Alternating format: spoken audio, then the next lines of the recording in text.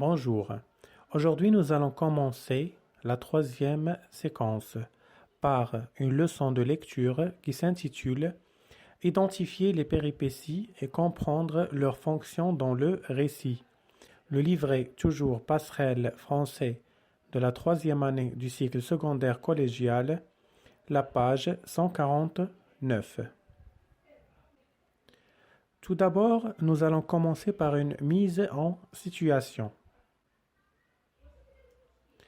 On va rappeler les étapes de la structure narrative d'un récit.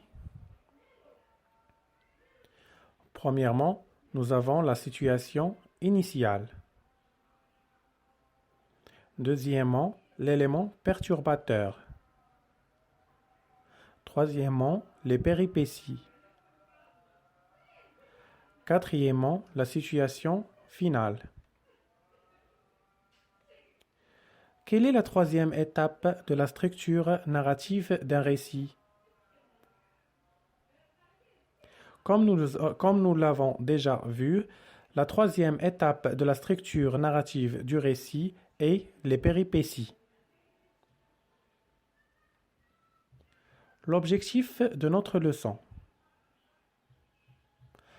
L'objectif de notre leçon est d'identifier les péripéties et de comprendre leurs fonctions dans le récit. Le mot du jour. Le mot du jour aujourd'hui est les péripéties. Les péripéties veulent dire un rebondissement dont le déroulement vient perturber la situation initiale. Ce sont des événements inattendus qui perturbent le déroulement des événements initiaux qui étaient normaux. Bien, maintenant, avant de lire notre texte, nous allons faire quelques observations. On va observer attentivement le document et on va répondre aux questions. Quel est le titre du texte? Le titre du texte est La nuit des vampires. 2. Quelle est la source du texte? La source du texte est La nuit des vampires d'après Johann Eltsch. 3. Que représentent les images? Les images représentent des victimes et une scène de crime. Maintenant, vous allez lire le texte plusieurs fois. La nuit des vampires. Justin regarda une dernière fois Alfred et vit comme deux points rouges sur son cou. Il s'approcha et découvrit une morsure. Voilà pourquoi il me paraissait si pâle, s'exclama-t-il. Il faut aller voir sa pauvre femme, conseilla Gary. Tu as raison, mais connais-tu son adresse? Oui, elle habite 8 rue Les Mouettes à Sainte-Marine. Comment le sais-tu? J'ai lu tout cela dans son portefeuille. Ah. Pourquoi ne m'as-tu rien dit? J'ai cru qu'on vous l'avait dit. Eh bien non, comme tu le constates. Environ 2 minutes plus tard, les deux enquêteurs arrivèrent devant la maison 8 rue des Mouettes. Ils sonnèrent. Personne ne vient ouvrir, ils les ressonnèrent, toujours rien, ils appuyèrent sur la poignée, la porte s'ouvrit toute seule. Intrigués, ils entrèrent. Dans l'entrée, il y avait un paillasson, avec écrit dessus bonjour, à gauche un escalier, à droite une porte menant à la cuisine dans laquelle ils pénétrèrent. Un morceau de viande était en train de griller dans une poêle, soudain un gémissement se fit entendre. Ils coururent à l'autre pièce et découvrirent la femme d'Alfred, qui était en train d'agoniser. À l'aide, furent ses derniers mots. L'agent tourna la tête de la pauvre femme et là, ils découvrirent les mêmes marques que sur son mari. Ils appelèrent l'ambulance et en déduisirent que ce ne pourrait être qu'un vampire. D'après Johann Eltsch, La nuit des vampires, nouvelle policière du Bigoudin. Maintenant, nous allons passer à l'activité « Je comprends ». La question numéro 1. Quelle hypothèse de lecture peux-tu faire à partir de ces photos? Après la mort d'Alfred, la police va mener une enquête pour retrouver le criminel. La question numéro 2. Légende les images en mettant la lettre convenable. A. Les enquêteurs devant la maison d'Alfred. B. La femme d'Alfred couchée sur le sol en train d'agoniser. C. Le cadavre d'Alfred dans le brouillard. A. Les enquêteurs devant la maison d'Alfred, c'est la deuxième image. B. La femme d'Alfred couchée sur le sol en train d'agoniser, c'est la première image. C. Le cadavre d'Alfred dans le brouillard, c'est la troisième image. La question numéro 3.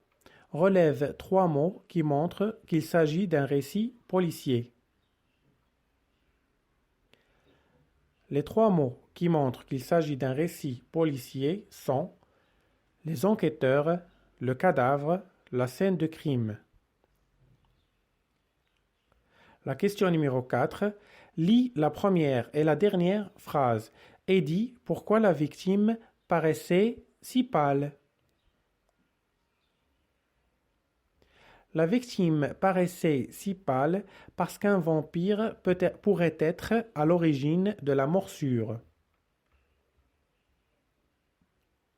La question numéro 5. Dans le texte, il y a un mot écrit en rouge. Lequel? Cherche son sens dans un dictionnaire. Dans le texte, le mot écrit en rouge, c'est le mot un vampire. Un vampire veut dire un fantôme sortant la nuit de son tombeau pour aspirer le sang des êtres humains en vie.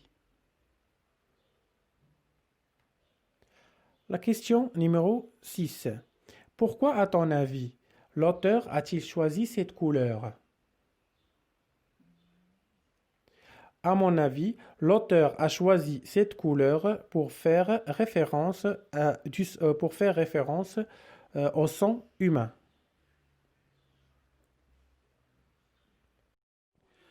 À présent, nous allons passer à l'activité « Je développe et je réinvestis ». La première question, on va compléter le tableau suivant. Les personnages, les lieux de l'action. En ce qui concerne les personnages, nous avons Justin, Gary, la femme d'Alfred et un vampire.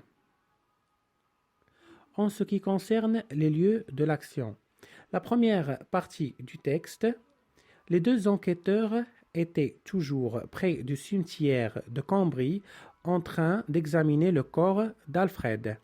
Dans la deuxième partie du texte, ils se sont déplacés à la maison de la femme de la victime pour continuer l'enquête, mais ils ont découvert la femme d'Alfred qui était en train d'agoniser, ça veut dire qu'il était en train de mourir.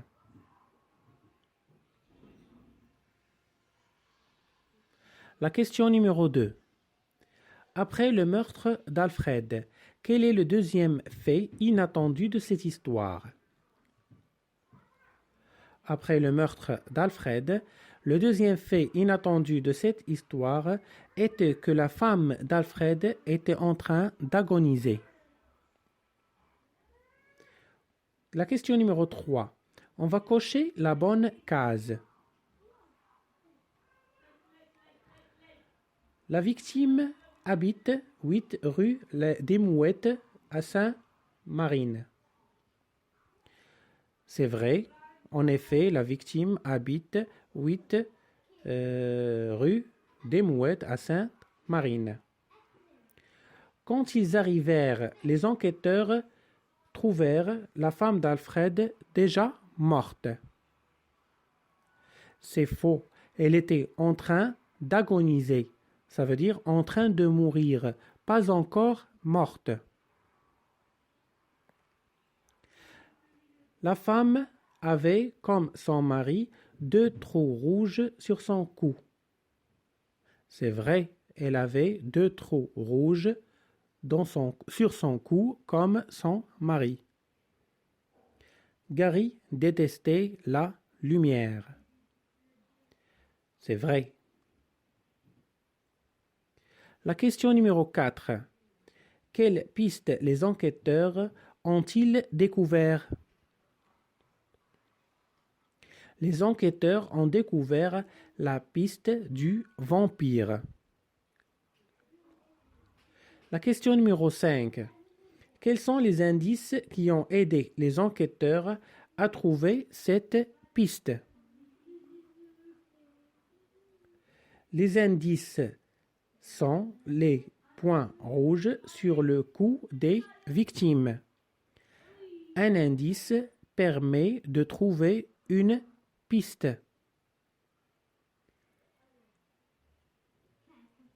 La question numéro 6. Remets en ordre les éléments suivants en les numérotant pour reconstituer les péripéties du texte. Ils ont trouvé la piste du vampire. Les enquêteurs ont trouvé les indices. Les enquêteurs examinent le cadavre d'Alfred. Ils ont découvert le cadavre de la femme d'Alfred. Les enquêteurs se sont déplacés au domicile de la victime. 1. Les enquêteurs examinent le cadavre d'Alfred. 2. Les enquêteurs se sont déplacés au domicile de la victime. 3. Ils ont découvert le cadavre de la femme d'Alfred. 4. Les enquêteurs ont trouvé les indices. Ils ont trouvé la piste du vampire. 5. La question numéro 7. On va compléter à partir du texte le tableau suivant. Le passage narratif, le passage descriptif et le dialogue. Un passage narratif de Justin jusqu'à Entraire. Un passage descriptif de dès l'entrée jusqu'à Vampire. Un dialogue de il faut jusqu'à le constate. Je retiens. Les caractéristiques de l'élément perturbateur. Les personnages. Nous avons Justin, Gary, la femme d'Alfred et un vampire. Le lieu. Nous avons la maison, 8 rue des Mouettes à Sainte-Marine. L'indice du temps. 2 minutes plus tard. Les victimes. Alfred et sa femme. L'élément perturbateur. Le déplacement des inspecteurs à la maison de la victime. Il trouve sa femme morte aussi de la même façon. Ils prétendent que c'est un vampire.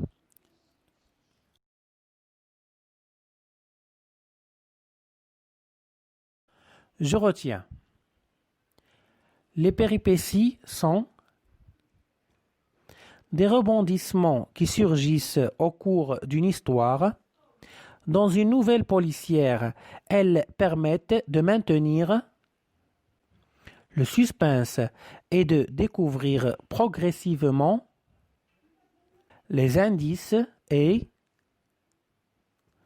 les pistes qui conduisent à la résolution de l'intrigue.